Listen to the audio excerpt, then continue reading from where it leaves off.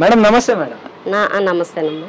Madam ఏంటి madam ఇప్పుడు ప్రస్తుతం అమ్మఒడి గురించి చాలానే వార్తలు బయటకు వస్తున్నాయి. అసలుకి అమ్మఒడి ప్రస్తావన ఏమైంది, ఎలా జరుగుతుంది అంటే 14 నాటికి చంద్రబాబు నాయుడు గారు ఒక మాట చెప్పారు, 24 నాటికి ఒక మాట చెప్పారు. అసలు దీన్ని ఎలా చూడొచ్చు అంటారు? అదే చంద్రబాబు గారు గతంలో 14లో చెప్పిన విధానాలు చూస్తే ఒకళ్ళే కనండి, ఇద్దరు వద్దు, ముగ్గురు అయితే ఇంకా మరి హద్దు అని చెప్పారు. ఇవాళ రోజున లాస్ట్ ఎలక్షన్లో 2024 ఎలక్షన్లో చూసుకుంటే ఎంతమంది పిల్లలు ఉంటే అంతమంది పిల్లల ఖాతాల్లో తల్లి అకౌంట్లో అమౌంట్ పడతాయి. 15,000 అన్నారు. ఈ రోజును చూసుకుంటే వాళ్ళు చాలా బాధపడుతున్నారు. ఆ రోజు చంద్రబాబు గారి మాటలు వినకుండా ఉంటే బాగుండేది. ఈరోజు మాకు ప్రతి ఒక్క బిడ్డకి ఖాతాలలో 15,000 పడేవి అనుకునేవాళ్ళు.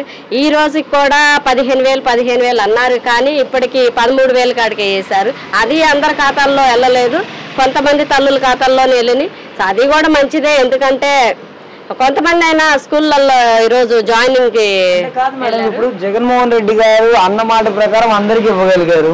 మరి ఒక్కరికి ఇచ్చినా మీరు మంచి అంటున్నారు అంటే ఎంతమంది ఉంటే అంతమందికి ఇస్తానని చెప్పారు. అది కూడా అందరికి వేయలేదు, అయినా కూడా కొంచెం వేసినా కూడా మంచి అని అంటారు. మరి మంచి కదా, 1 year నడిచింది, సంవత్సరం కాలం నడిచింది. ఈ సంవత్సరం కాలంలో ప్రజల్లోకి ఎటువంటి హామీలు అనేవి అమలు చేయలేదు. సూపర్ 6 చెప్పారు, ఒక్క హామీ కూడా అమలు చేయలేదు.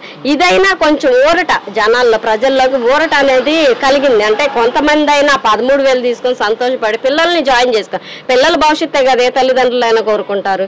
వాళ్ళనే వాళ్ళు ఈరోజు ఆ 2-3 ఒకళ్ళకి పడిన సంతోషం కానీ జాయినింగ్ అనేది పెట్టుకున్నారు. సరే, అది కూడా చూసుకుంటే ఈ విధంగా ట్రోల్ చేసి ఏ విధంగా 1 year నుంచి ట్రోల్ చేస్తే తప్ప ఇప్పటికి అదనేది ప్రజలకి మంచి జరగలేదు. అదని పక్కాగా మేము అంటాం. ఎందుకంటే 1 year నుంచి ఎటువంటి హామీలు అమలు చేయలేదు కాబట్టి ఆ ఒక్కటైనా అమలు చేశారు. అది ట్రోల్ చేయంగా ఆ విధంగా. ఓకే, మరి చాలా వరకు చూసుకుంటే మరి మిగతా పథకాలు ఏవైతే ఉన్నాయో అవి అమల్లోకి వచ్చే అవకాశం ఉందంటారు? ఇంకా అది కూడా దేవుడి దయ వాళ్ళ అయ్యా లోకేష్ గారు చెప్తానే ఉంటారు.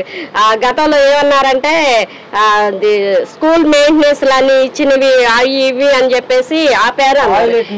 టాయిలెట్ మెయింటెనెన్స్ అని చెప్పేసి ఆపేశారు, స్కూల్ మెయింటెనెన్స్ అని వాళ్ళ నోటుకుండా వాళ్ళు అది చెప్పింది. ఇవాళ రోజున ఎందుకు 13,000 వేశారు? మేము కూడా క్వశ్చన్ ఇస్తాం. క్వశ్చన్ ఇచ్చిన వాళ్ళని ప్రశ్నించిన మాకు రాజ్యాంగ పరంగా చూసుకుంటే హక్కు, అది సామాన్యుల హక్కు. అడిగే అది మాకుంది. మేము క్వశ్చన్ ఇస్తే మీరు సమాధానం చెప్పాలి. మీరు చెప్పిన మాటలే ఏంటి? గతంలో చూసుకుంటే జగను టాయిలెట్ మెయింటెనెన్స్ అని ఇచ్చినట్టు తీసుకుంటున్నాడు అని చెప్పేసి లోకేష్ గారు ట్రోల్ చేశారు. ఇప్పుడేమనాలి లోకేష్ గారు? మిమ్మల్ని కూడా సైకో అనాలా, ఏమనాలో ఒక మాట చెప్పండి. Okay, thank you.